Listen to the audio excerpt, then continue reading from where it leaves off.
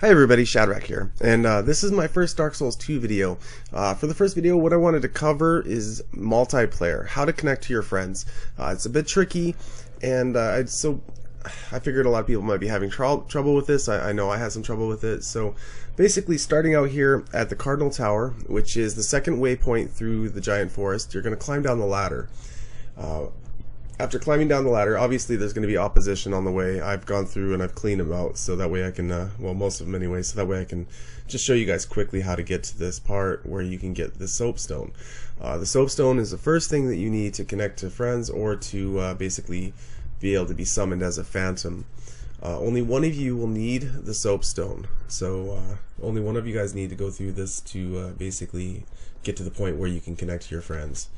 So going down this next ladder here, I'm going to stay along the left side because I want to avoid this hole in the wall, basically on the right here. There's a lot of enemies in there. I mean, you can kill them if you want, but just quickly to get here, I want to avoid them. So I'm going to talk to this gentleman here, and he's basically going to tell me that there's a trap going in there, the door is going to close behind me, he's seen it before, etc. So I'm going to go through this first door here, and the door should shut behind me. And I'm just going to go around and I'm going to clean this area out, and it's a very linear area. There's really not a lot of options where you can go, so there's no concern really to what direction, and you know, it's very straightforward is what I'm trying to say here. So a big part of why I decided to do this game, I just want to talk about this really quick while I'm going through this section, is it has a very, very high learning curve.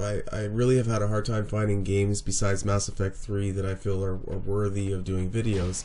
And this game, because of the learning curve and it being so high, I think is a great game to do videos on. So I hope you guys enjoy this. I hope you guys like the game, and because I know I really do. It's a very, very good game. Very, very difficult.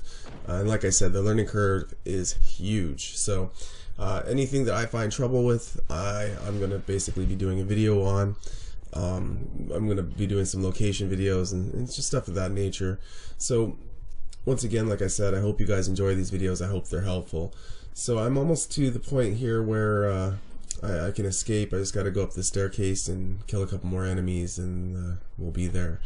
Another thing also, the servers, I don't think they quite haven't worked out. I think this is the first time they've used dedicated servers, so I think that might be another part of why people are having a hard time connecting with each other and why the multiplayer seems very laggy.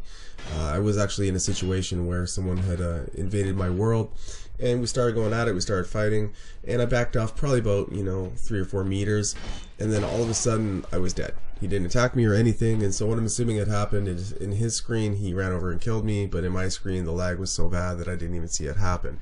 I was able to go back to that position and recover my soul, so it wasn't a real big deal, but a bit frustrating. So I think that the multiplayer competitive is going to be a little bit buggy at first. I know I'm going to stay away from it for maybe a week or so at least, just until they get the servers worked out and situated a bit better. So anyways, we're almost coming to the point here where we can drop down. It's very simple, not a lot up here. I think there was a couple enemies, no, just those ones that I dealt with back there. Anyways, you drop down right here. It's very straightforward. You'll see the guy down there, the guy that we talked to before we entered the area to begin with, and we're going to talk to him again. So let me drop down here. And I'm going to go over and chat with this fellow, and he's going to give me the Soapstone. I see you managed to escape. So he says, well, I see you managed to escape, and I guess he considers me worthy at that point of the Soapstone.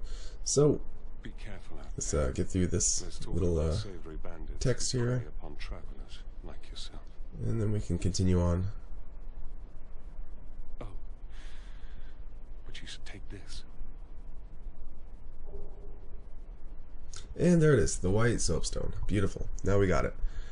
So next on the list is you need to have a human effigy. Anyways, the person that's hosting needs to have a human effigy, or needs to be have his humanity restored. So we're going to do that really quick. Now my humanity is restored.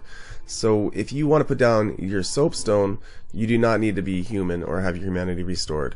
So as you can see there, I have my Soapstone encrypted on the ground there, which is basically making me available for anybody. I'm advertising, hey, if you guys need help, or you know, second or third person, you can actually have 3 people total, including yourself, to go through any of these particular situations or missions, or to go against bosses, or whatever you want to use it for. So as you can see, I've been summoned to another world. Now I'm in the other world, so he had to have his humanity. So as you can see on the left there, he is human, and I am a phantom, which basically means I'm just assisting him with whatever needs to be done. So use your humanity, your human effigies wisely, because there's a limited amount also. So we're gonna go in here and we're gonna deal with this little guardian of the I guess you'd say of the little door there, and he's dead. And as you can see, the guy that summoned me just died, so that ends that. So if I die, it boots me out of his world, or if he dies, it boots me out of his world. So you don't want to die. That's the big thing about the multiplayer co-op. So now really quick here, I want to talk a bit about where to use your Soapstone. If you want a friend to find your Soapstone, you're probably going to not want to put it right at a fireplace or right before a boss or somewhere where a lot of people are going to be. So as you can see, I just crossed the river there and I put it behind the tree. And if I was talking to a buddy and we're trying to hook up, then I would tell him, hey, I'm right behind the tree there, so look out for it there. So last but not least, what's really going to make a difference in connecting to your friends is this ring. This ring right here is in Majula, and you're basically going to run back from the fireplace like I did here, and you're going to go into this little shack. If you haven't explored this area already, this little shack contains a cat, which will talk to you. It's kind of a cat merchant. You can also use her to leave covenants. I believe it's a she. But anyways, so we're going to buy this ring. The ring costs 5,500 souls, and it is available through the cat. I've already purchased it, but I want to show you guys here really quick where it is and how much it is.